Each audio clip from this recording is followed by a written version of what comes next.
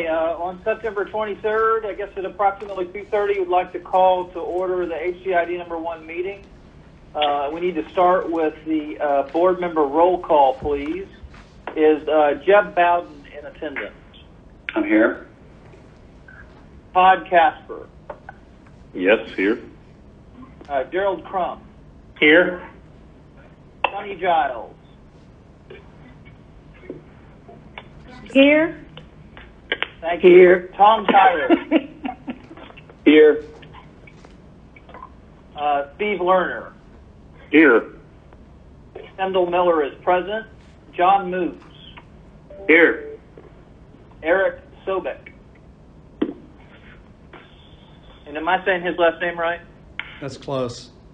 Leslie Cook Okay. Kurt West has joined the conference. I'm here. and Jonathan Zadek. And who just joined the conference, please? Hi, this is Leslie Cook with RBC. Okay, thank you, Leslie. Welcome. We just finished the board member roll call, and we're now moving on to staff member roll call. And I'd like to ask the Uptown staff to identify themselves, please. Bob Ethington. Shannon Daniels. Stephen Wood. Betsy Kirkgard. Robert Tobby. Andrew Jarrett. Kalia Garvin. Nat Money Sarn. Joshua Flowers. John Breeding. Amy Escalante.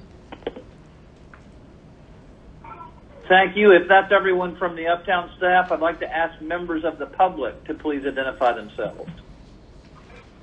Mark Dunlap with Metro. This is Jessica Hollebeck with ABHR. Lauren Morales with RBC. Keith Kirby with TKG. Okay, if that's Emanuel, everyone, ABHR. thank you. I'm sorry. Cornell Emanuel, ABHR.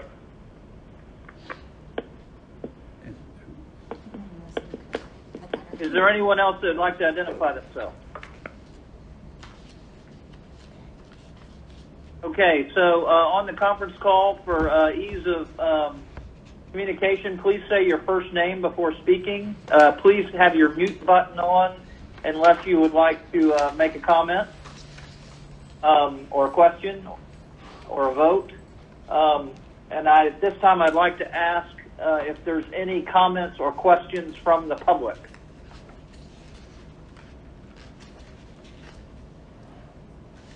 Betsy, do we have anybody sign up or give us notice that they were going to attend as a member of the public today? No. Okay. Well, hearing no comments or questions, we'll move on to the next item. Approving the minutes of the June 24th, 2020 Board of Directors meeting, which was sent out previously. Do we have a motion to approve those minutes? So moved. That's Board Member Lerner. Yep. Is there a second? Sonny Giles, second. Thank you. All those in favor? Aye. Aye. Aye. Thank you. Motion carries. Our next item is to review the quarterly investment report found on page 4. Shannon, could you take us through that, please? Yes, thank you. Starting with page 4, we have the first page for the January through March 2020 quarterly report. We have 2 reports for January through March and then again from April through June.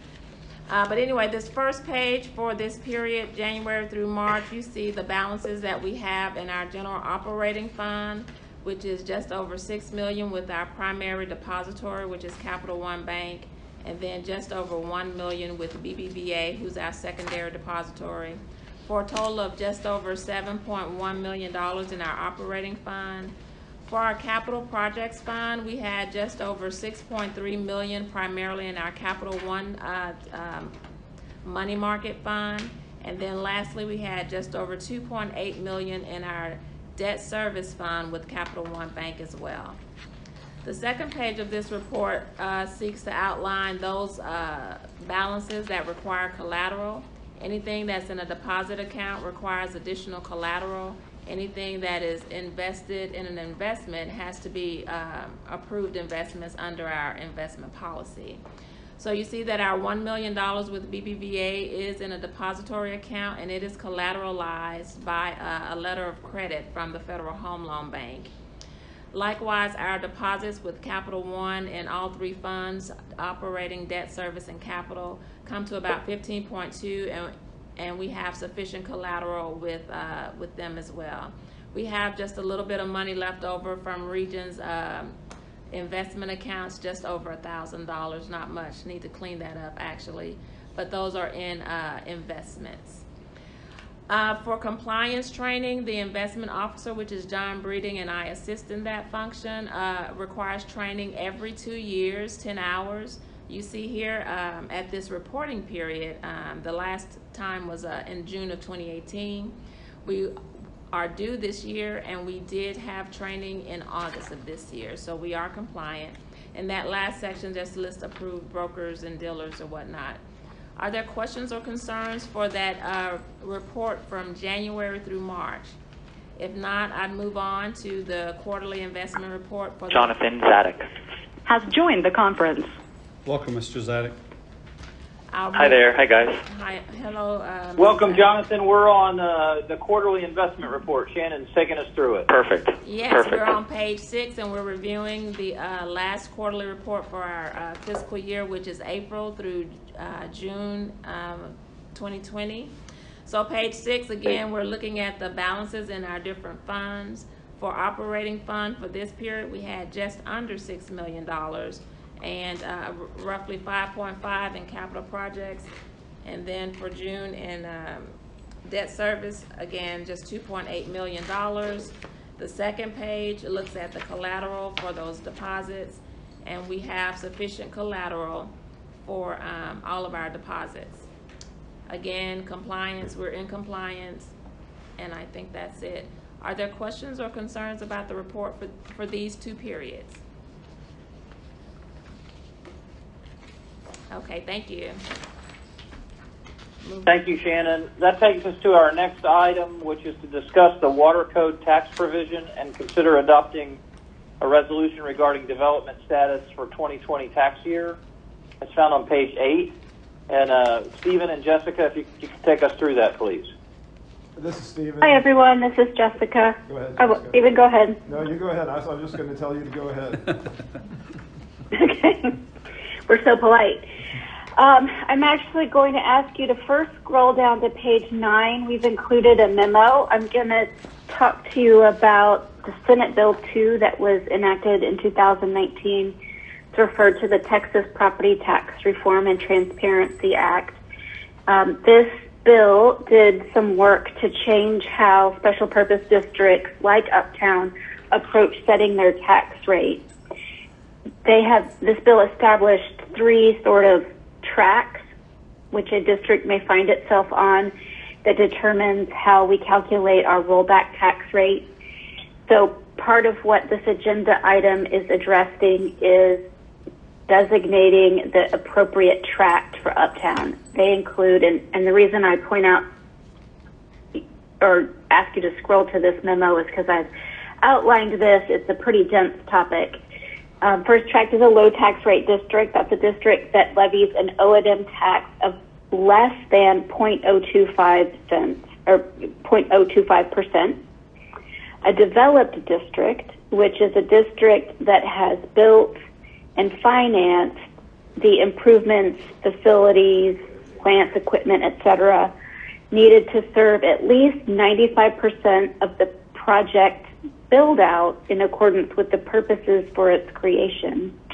And then the final category is a district that doesn't fall into either one. It's neither a low tax rate district nor a developed district. And this is the category that your consultants and I and your staff recommend that you designate yourself as a developing district. You still have opportunities to finance and build projects and infrastructure supporting the purposes of your creation. You are not 95% done with that.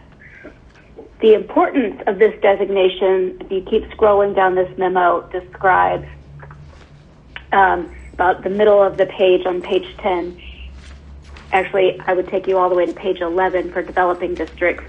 If you are a developing district, your rollback tax rate, the rate above which your average residence homestead tax bill could not increase, is 8%, versus if you are a developed district, it would be 3.5%.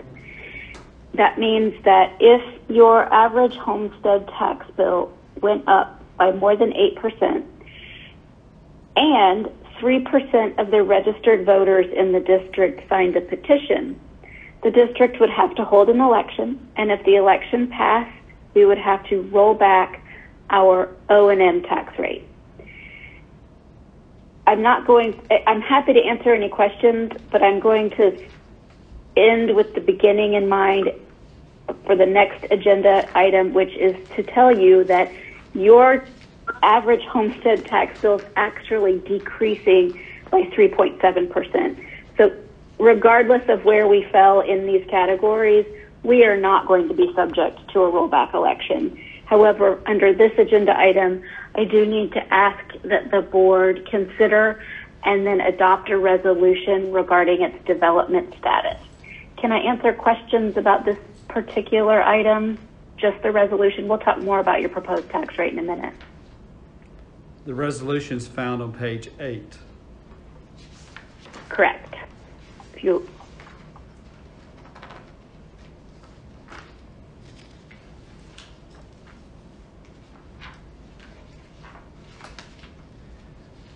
Mr. Chairman, if there are no questions, we'd like for the board, we recommend that the board adopt the resolution found on page 8. Okay, so do we have a motion to adopt the resolution regarding development status for the 2020 tax year? And I'm assuming the motion will be the selection of the developing district. Correct.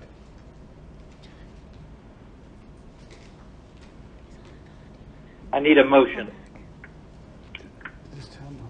Gerald, so moved. Is there a second? Thank you, Gerald. Jonathan, second. Thank you, Jonathan. We have a second. All those in favor of adopting the resolution, please say aye. Aye. Aye.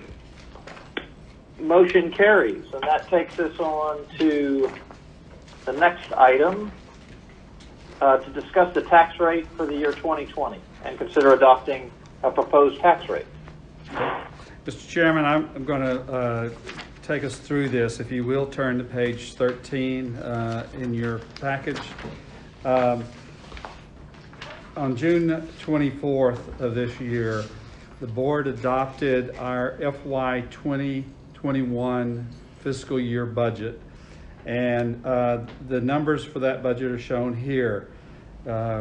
Total budget of both debt service and operating totaling $9,157,459, based on a projected value of $6.4 billion and a proposed tax rate included in that budget of 14.34 cents per $100 assessed value. So that's what we were based on as we've gone through the year, and values have been certified, and clarity, a little bit more clarity has been brought in. We're now at the point in the schedule whereby we have to publish a notice and hold a public hearing as part of this process, and this will begin at this board meeting, and it will go until our next board meeting on October 28th. If you'll turn to page 14, literally this outlines the process, and so we will go through all 4 of these steps, and I will point out the task to be done today down at the bottom of that page. The first, we will ask you to pass a motion proposing the development status for the 2020 tax year, and we've just done that. We ask that we pass a motion proposing a proposed tax rate of the 0.14345 per $100 assessed value for the tax year 2020, and that you authorize publication of a notice of that tax rate. We will do that pending your approval very quickly. And then at our October 28th board meeting, we will actually have, I believe, Stephen, a short public hearing. Correct. And then have the opportunity to adopt the district's tax rate as presented in the notice that we're asking you to approve today. So if we look at the following action, it's actually the resolution, as I try to turn pages here. On page 15, this is actually the wording that will be placed in the newspaper. And as Jessica said, we are not subject to a rollback. And we've actually had a decrease of 3.72% in our homesteads for this year. And we're glad to answer any questions you might have. But this is kind of the standard procedure that we go through each year, setting our tax rate. We do have to have our tax rate set by the end of October. Could be the 30th, I can't remember if it's the 30th, 31st. Last day of October. Last. So, any questions, sir? Do we need to amend the attendance column found on page Yes. 15 for the? Okay. We will, based on who is here today, it will be adjusted. Okay, so do we have a motion, please, to adopt that as amended? It's Kurt. I'll make the motion. Need a motion to Is there a adopt second? the proposed tax rate and then to authorize the publication of notice. Okay, there was, Mr. Chairman, just a quick clarification. Stephen said we need both a resolution, a motion to adopt the proposed tax rate, and then two, to authorize publication of the notice. And I think that we left out that first part. Yeah. Okay, so what did we just amend? We amended The notice of public hearing will be amended to reflect those that are in attendance today. And then the other thing is to actually adopt the proposed tax rate of the $14,345 per $100 assessed value. Okay, Stephen, can you state the first motion that we need? Yes, Mr. Chairman, we need a motion adopting the proposed tax rate of 14.345 cents per $100 for property value. Okay, do I have such a motion from one of the board members? It's Kurt. I'll make that motion. Thank you. Do I have a second? Casper, second. All those in favor, please. Aye. Okay, motion carries. Now I would like to request a motion to authorize publication of a notice as proposed and the tax rate included and as amended. So have that motion, please.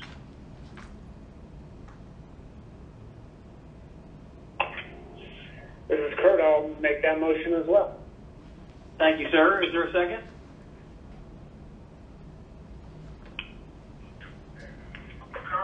Second. Thank you. Who was that, please? It's Jonathan. Okay, thank you, Jonathan. All those in favor? Aye. Aye. Okay, motion carries. Stephen, do we have any other motions that we need in regard to this agenda item? We do not. Okay, so that takes us, Has left the conference. We we lost one. Are we still got a quorum? yeah, we still have a quorum. That's all the All right. business we have. That moves us on to number 9. Consider authorizing publication of a notice. So we already We already did that, all right. Has We just joined did the that. conference. We just did that. Okay, thank you. My cheat sheet's misbehaving. So with that, I guess we can adjourn the Harris County Improvement District number 1 meeting.